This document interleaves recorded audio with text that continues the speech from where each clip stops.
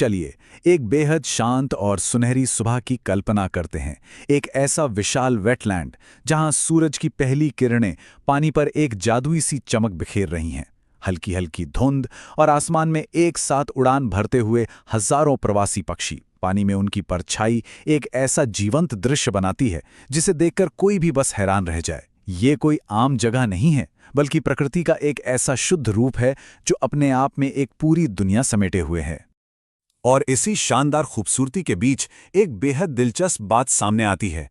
अक्सर जब हम किसी प्राकृतिक अजूबे या विशाल वेटलैंड के बारे में सोचते हैं तो ध्यान दूर दराज के इलाकों पर जाता है, लेकिन ये अनमोल रामसर साइट कहीं और नहीं बल्कि सीधे बिहार में छुपी हुई है। जी हाँ, बिल्कुल सही सुना। यह सिर्फ एक झील नहीं है, बल्कि एक इंटरनेशनल लेवल पर मान्यता प्राप्त इकोसिस्टम है जिसने अपने भीतर अनगिनत जीवों और रहस्यों को पनाह दी हुई है। अब ये सिर्फ एक सिनेमैटिक नज़ारा भर नहीं है, इसकी ज़मीनी अहमियत बहुत ज़्यादा है। इसका एक सीधा सबूत 29 अगस्त 2021 की प्रवर्तन अवर निरीक्षक परीक्षा में देखने को मिला। वहां एक सीधा सा सवाल पूछा गया था, कांवरताल झील कहाँ है? और सही जवाब यानी बिहार, ये साबित करता है कि ये जगह देश के भूगोल और हमारे एजुकेशनल सिस्टम के लिए कितनी अहम है। किसी भी प्रतियोगी परीक्षा में इसका इस तरह आना इसके नेशनल इंपॉर्टेंस पर मुहर लगाता है। तो चलिए भारत के इस विशाल नक्शे को थोड़ा जूम इन करते हैं। देश से हम चलते हैं ऐतिहासिक राज्य बिहार की तरफ, और उसके भीतर एक खास लोकेशन पर, बेगूसराय जिला।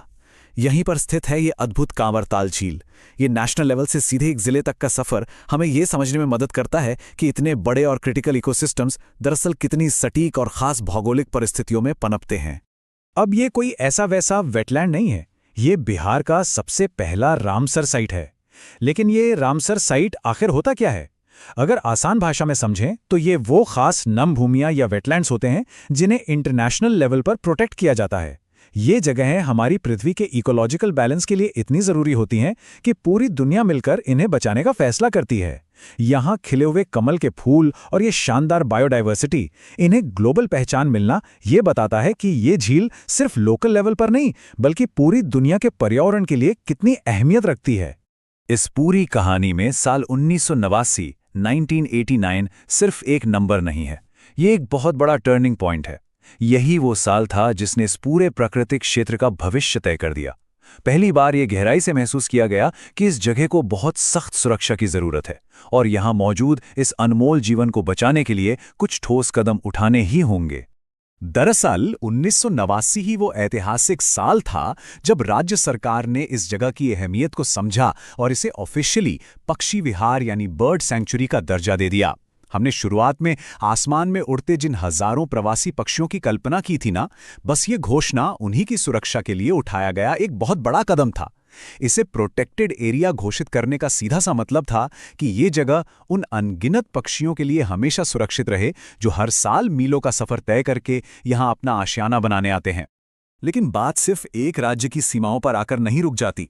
इस झील का दायरा और इसकी अहमियत पूरे राष्ट्रीय स्तर पर फैली हुई है। इसी से जुड़ा है एक और बहुत ही खास नंबर जो इसके नेशनल इंपॉर्टेंस को एक बिल्कुल नए लेवल पर ले जाता है, और वो नंबर है 39। भारत जैसे विशाल और इतनी विविधताओं वाले देश में कांवरताल झील को 39वां रामसर साइट घोषित किया गया। ये वाकई में एक बहुत बड़ी अचीवमेंट है। पूरे देश की इतनी सारी प्राकृतिक जगहों में से ये खास मुकाम हासिल करना इस बात का पक्का सबूत है कि भारत के नक्शे पर यह कांवर झील हमारे इकोलॉजिकल बैलेंस को बनाए रखने में एक नेशनल हेरिटेज की भूमिका निभाती है।